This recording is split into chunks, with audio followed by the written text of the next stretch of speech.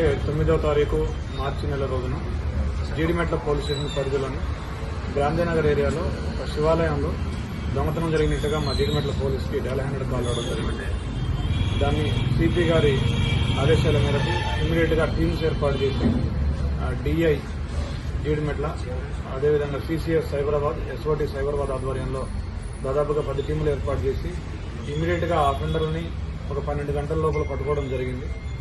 వాళ్ళిద్దరిని కూడా పట్టుకొని వాళ్ళు దొంగిలించిన సొమ్మంతా కూడా రికవరీ చేయడం జరిగింది. ఆ దేవస్థానంలో నాగపడిగ, కలశం, శటగోపం, ఒక విగ్రహం, దేవుడి విగ్రహం, ఇవన్నీ కూడా వీళ్ళు దొంగిలించడం జరిగింది.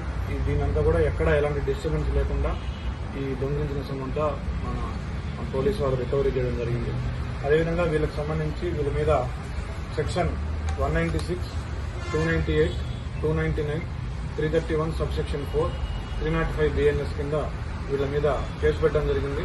దీనికి 14 సంవత్సరాల వరకు జైలు శిక్ష విధించబడుతుంది ఈ సెక్షన్లకు. సో వీళ్ళని ఈరోజు ఇమీడియట్గా రిమాండ్కి పంపిస్తా ఉన్నాము.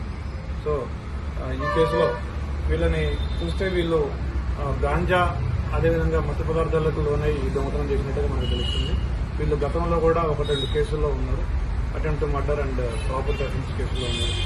సో వీళ్ళని పట్టుకోవడంలో చాకచక్యంగా వ్యవహరించిన డిఏ జీడిమెట్ల, సిసిఎస్ సిఐ రాజు, ఎస్ఓటి పోలీస్ అందరికీ కూడా మా జీడిమెట్ల పిఎస్ స్టాఫ్ అందరికీ కూడా అభినందన. సార్ మీరు ఎక్కడ వారు ఇలాంటి పునరావృతం కాకుండా ఎలాంటి చర్యలు తీసుకుంటారు? ఇలాంటి పునరావృతం కాకుండా తప్పకుండా మేము పెట్రోలింగ్ చేయడం కానీ, అన్ని రిలీజియస్ ప్లేసుల్లో సీసీ కెమెరాస్ పెట్టించడం కానీ, ఇప్పుడు ఈ ఇన్సిడెంట్ చూసినట్టయితే మనం 4 నెలల క్రితమే ఆర్గనైజర్స్ తో మాట్లాడి, ఆ టెంపుల్ కమిటీతో మాట్లాడి సీసీ కెమెరాలు పెట్టించడం జరిగింది. 10 సీసీ కెమెరాలు ఉన్నాయి.